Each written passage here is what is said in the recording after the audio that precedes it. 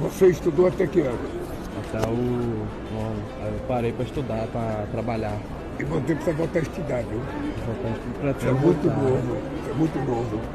Se você estudar, vai ter um futuro garantido para suas crianças. Eu pretendo terminar o estudo. Lá no Rio de Janeiro tem muito instituto federal.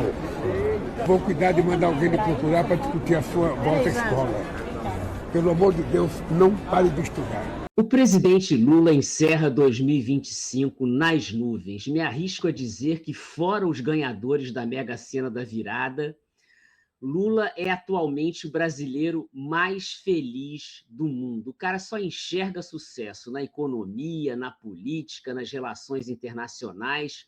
Mas será que Lula estaria surfando a onda dos marqueteiros, numa espécie de mundo maravilhoso da Poliana, uma Alice no País das Maravilhas? Vale a pena a gente conversar sobre isso. Vem comigo.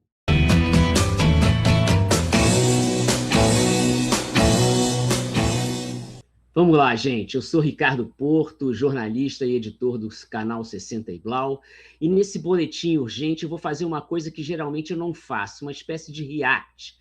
Eu vou analisar os principais trechos da coletiva de fim de ano do presidente Lula aos jornalistas que cobrem a presidência da República em Brasília. Vou trazer também alguns números da economia que podem confirmar ou não algumas afirmações do presidente. Uma espécie de fast-checking dessa entrevista.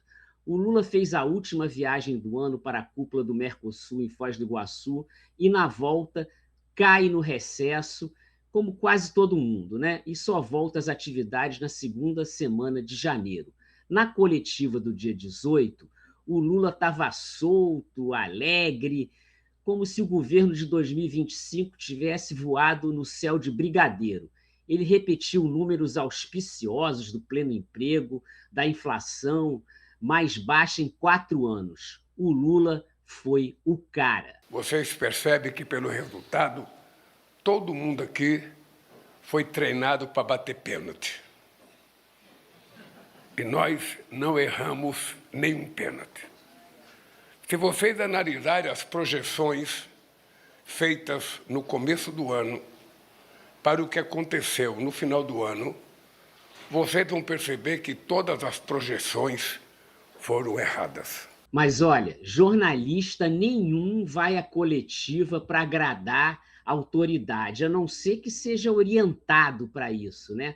Até a Sinara Menezes, da Fórum, que é de esquerda, pressionou o presidente por causa da posição do líder do governo do Senado, Jacques Wagner, que conduziu um acordo pessoalmente e votou a favor do PL da dosimetria, aquele que reduziu a pena do Bolsonaro e dos condenados no 8 de janeiro. O Lula não se fez de rogado. Olha, se houve acordo com o governo, eu não fui informado. Então, se o presidente não foi informado, não houve acordo. Eu tenho dito já há algum tempo, eu não tenho dito agora, eu tenho dito que as pessoas que cometeram um crime contra a democracia brasileira terão que pagar pelos atos cometidos contra esse país. E, portanto, nem terminou o julgamento ainda. Nem terminou, ainda tem gente sendo condenada, e o pessoal já resolve diminuir as penas. Eu quero dizer para vocês que, com todo o respeito que eu tenho ao Congresso Nacional, hora que chegar na minha mesa, eu vetarei. Olha aí, isso significa que Jacques Wagner não volta à liderança do governo no Senado. O Lula revela mais um estremecimento entre o governo e o Congresso, no caso do senador Davi Alcolumbre, que acelerou essa votação do PL. Vetar o PL é uma obviedade, todo mundo esperava isso. Mas, repare, não parece que Lula sabia que havia algo a mais no ar? Se a democracia esquecer da importância que ela tem para uma nação, a gente termina perdendo o jogo. Então, é isso que eu posso dizer. O Congresso tem o direito de fazer as coisas, eu tenho o meu direito de vetar, depois eles têm o direito de derrubar o meu veto ou não. É assim que é o jogo. Pois é, havia ou não acordo? Vamos entender. Horas depois dessa coletiva na Câmara dos Deputados, o Hugo Mota anunciava que a mesa diretora estava cassando os mandatos de Eduardo Bolsonaro e de Alexandre Ramagem, sem levar a votação a plenário. Gente, claro que Lula sabia dessas negociações, né? Depois que o portal ICL, com o repórter Luiz Costa Pinto, vazou a história das negociações nada republicanas para reduzir a pena dos golpistas no PL da dosimetria, essas negociações que envolveram o ministro do STF, o golpista Michel Temer, o deputado relator Paulinho da Força, o Lula parecia tranquilo para anunciar o veto. A barganha estava feita. A cassação do Bananinha e do delegado Ramagem funciona como contrapartida para deixar de fora mais um da família Bolsonaro fora do jogo político. Nesse caso, 1-0 para o Lula, até que apareceu o caso das fraudes do INSS. O número 2 do Instituto estava preso. E aí aparece a suspeita sobre o filho do presidente Lula, Fábio. Vamos acompanhar a resposta do presidente. No caso do INSS, nós já devolvemos para 4 milhões de pessoas 2 bilhões e 750 milhões de reais, e todas as pessoas que estiverem envolvidas diretamente ou não, elas vão ser investigadas pela Polícia Federal. Muitas das coisas estão em segredo de Estado. Eu, sinceramente, já li a respeito alguma notícia, e eu tenho dito para os meus ministros, tenho dito para as pessoas que participam da CPI, é importante que haja seriedade para que a gente possa investigar todas as pessoas que estão envolvidas, todas as pessoas. Ninguém ficará livre. Se tiver filho meu metido nisso, ele será investigado. Olha, é claro que é preciso apurar direito à denúncia contra o filho do presidente. Se isso é verdade ou não, de onde saiu isso, mas só ele dizer que todos vão ser investigados já faz uma enorme diferença. O Lula não passou pano. Agora, o caso é gravíssimo, sim, denota de novo a fragilidade desse modelo de governo de frente muito ampla. Os cargos vão sendo repartidos antes e depois entre os partidos, e nem todos os partidos colocam nos cargos pessoas acima de qualquer suspeita. Aliás, mostra que o Estado precisa melhorar muito as ferramentas de controle sobre indicações e gestão. A Controladoria Geral da União levou praticamente 2 anos fazendo investigação, porque seria muito fácil você fazer uma denúncia e não apurar. E a operação demorou, e foi nós do governo que tomamos a decisão de comunicar à sociedade brasileira os desfeitos. E é importante lembrar que eu queria que nós convocássemos a CPI. Seria a primeira vez que o governo poderia convocar uma CPI. É bom lembrar que o projeto de lei antifacção está travado no Senado e só volta à pauta em fevereiro do ano que vem. Nesse ponto, é preciso reconhecer: o governo Lula entendeu que o tema da segurança pública passa por ações também no andar de cima, aquele andar que é ocupado aí pelo povo dos escritórios da Avenida Faria Lima, em São Paulo. Vocês sabem o que eu estou dizendo. Atacar a facção criminosa é também drenar a legalização do dinheiro sujo que abastece essas organizações criminosas via o sistema financeiro nacional e internacional. É um enorme desafio para esse governo e para os próximos. E o presidente Lula sabe que o jogo é pesado. É por isso que nós fizemos a maior operação já feita na história desse país contra o crime organizado, contra as facções criminosas. E vamos continuar fazendo. E vamos continuar fazendo, porque não tem. Quando eu conversei com o presidente Trump, eu falei: presidente Trump, se o senhor estiver disposto a combater o narcotráfico e o crime organizado, nós seremos parceiros nisso.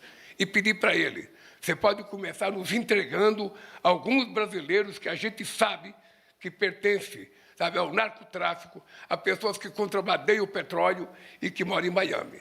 Pode começar me entregando eles. Se o Trump e o Departamento de Justiça fizerem isso, eu viro mico de circo. E acho que nem o Lula, nem o Haddad acreditam nessa colaboração. mas é bom botar o guiso no gato, né? Porque o gato está badalando bem alto ali no Mar do Caribe, nas costas da Venezuela, ameaçando iniciar uma guerra na América Latina para derrubar o regime do Nicolás Maduro, a qualquer custo. Na coletiva, o Lula disse que está empenhado em evitar essa guerra. Eu tive a oportunidade de conversar com o presidente Maduro por quase 40 minutos. Depois eu conversei com o presidente Trump sobre a questão da Venezuela. Disse para o Trump da preocupação do Brasil com a Venezuela, porque isso aqui é uma zona de paz, isso aqui não é uma zona de guerra. Disse para ele que as coisas não se resolveriam, sabe, dando tiro, que era melhor sentar em volta de uma mesa para a gente encontrar uma solução. Nunca ninguém diz concretamente por quê, sabe, é preciso fazer essa guerra. Não sei se o interesse é só o petróleo da Venezuela, não sei se o interesse são os minerais críticos, não sei se o interesse são as terras raras. O dado concreto é que ninguém coloca na mesa o que quer, sabe? Falei para o presidente Maduro que, se ele quisesse que o Brasil ajudasse alguma coisa, ele tinha que dizer o que ele gostaria que a gente fizesse. Lula repetiu o mesmo discurso na cúpula do Mercosul. Chamou a intervenção estadunidense de catástrofe humanitária. Abriu aí a porta para, de novo, tentar a paz pela via diplomática. Talvez ele ainda não soubesse, naquele momento, da posição de Vladimir Putin, que já sinalizou o envio de navios petroleiros russos à Venezuela. Putin subiu o tom contra Donald Trump, como já fez também a China. A Guarda Costeira dos Estados Unidos continua detendo barcos de pescadores e navios petroleiros ilegalmente nas costas da Venezuela. Nesse campo, podemos fazer alguma coisa? O Brasil sequer tem força militar para enfrentar meia hora de guerra contra o Império estadunidense, mas tem força política de liderança na região. E aí, gente, fica parecendo que Lula não quis subir muito o tom, porque ele evidentemente sabe das contínuas e diárias ações violentas da Marinha Americana no Caribe. Foi uma condenação bem light.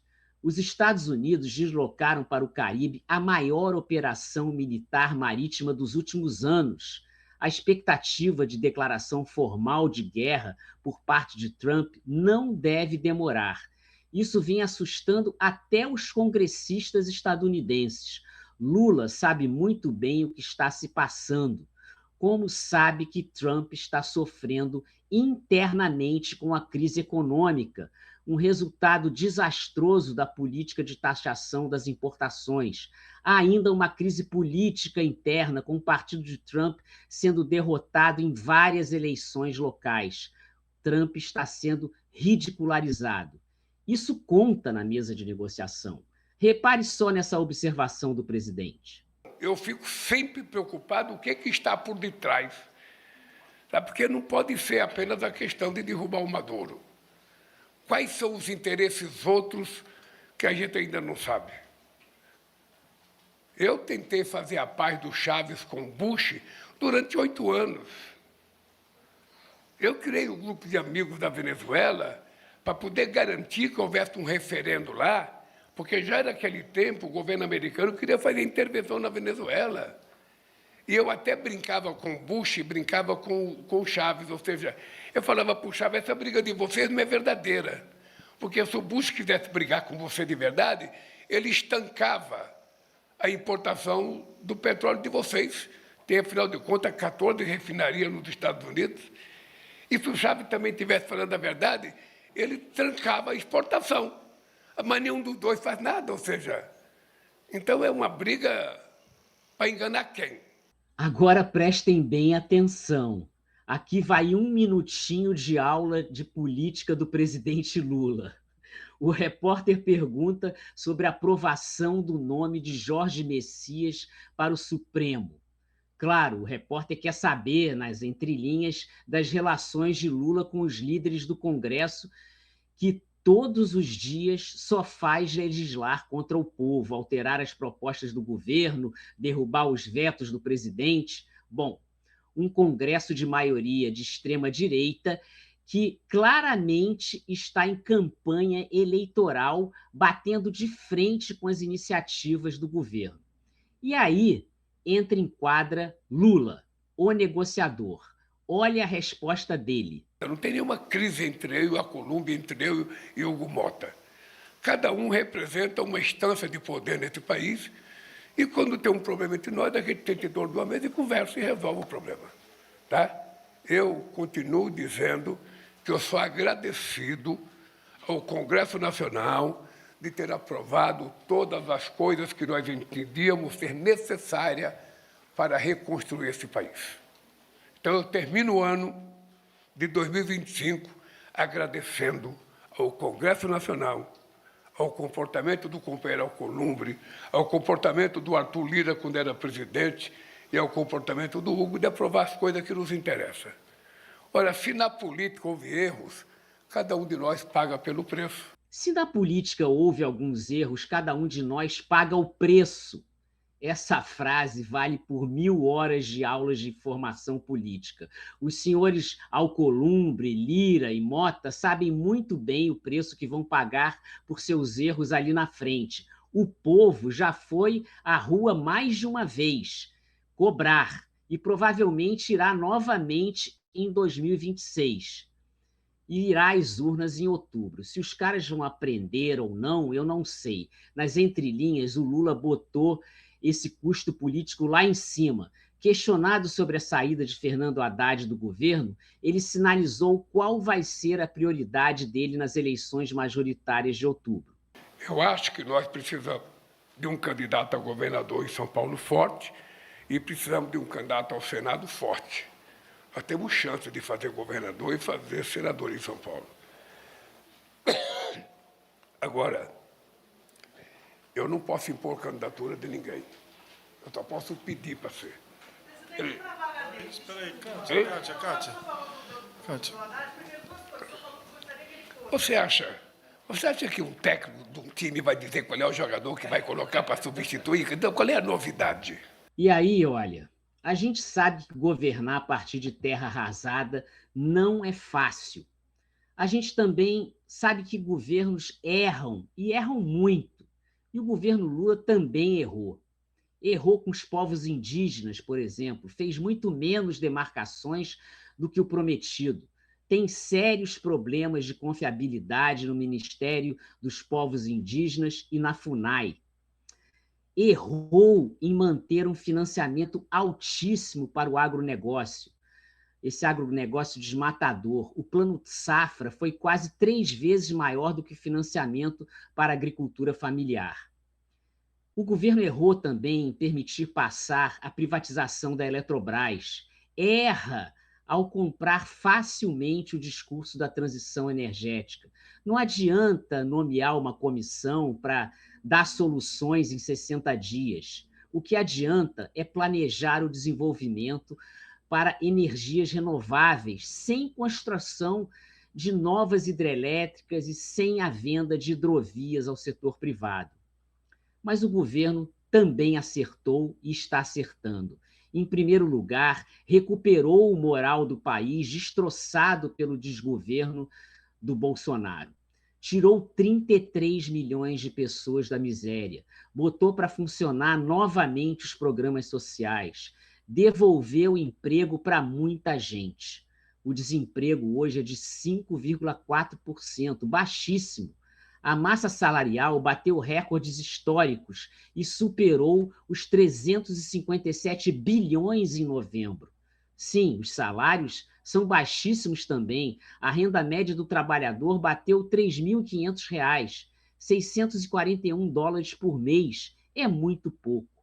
Claro, vem aí em 2026 o fim do imposto de renda para quem ganha até R$ 5.000. E os efeitos, os primeiros efeitos da reforma tributária, que ainda não taxou os super ricos. Então, tem muito o que fazer. E nessa coletiva, o Lula, que só fala de coisa boa, partiu para cima de quem só fala mal do governo. Nós estamos fazendo a maior obra hídrica existente no mundo e vocês não sabem. Vocês não têm a menor noção do que é a transposição do Rio São Francisco. É engraçado que a imprensa mais especializada do Brasil, que está aqui, não tem noção do que é a transposição do São Francisco. Não é um canal, é centenas de canais. É a interligação entre centenas e centenas de açudes. É acabando com um problema que Dom Pedro II queria acabar em 1846. É a capacidade de interlocução entre os meus ministérios que conseguiram fazer com que ambientalmente a gente fizesse essa transposição sem ferir, sabe, o meio ambiente. E depois que a gente fizer essa transposição, vai ter uma outra guerra, que é a gente recuperar os afluentes do São Francisco. E aí é uma briga que vai envolver muita gente, porque os empresários que ocuparam com a agricultura esses rios e desmataram tudo, vão ter que contribuir para a gente poder recuperar. Pessoal, para ficar bem claro, esse aqui não é um vídeo para passar pano para o Lula nem para o governo Lula. O nosso objetivo aqui é mostrar que a política é o lugar de gente responsável. Gente responsável acerta e gente responsável erra. Em 50 anos de vida pública, ninguém mais tem dúvida de que o presidente Lula é um político responsável. A gente pode discordar dele, pode criticar, pode reclamar, mas me digam, qual é o líder mundial hoje que vai numa coletiva e fala olho no olho dos jornalistas, respondendo todas as perguntas com objetividade? Não tem, né? Não existe. Essa aula de política é para nós também, os críticos do campo da esquerda. Espero ter ajudado vocês a refletir um pouco sobre a boa política.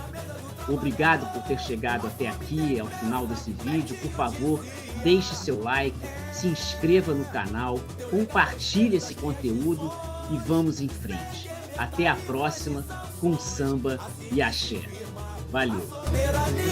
Sem mitos falsos, sem anistia.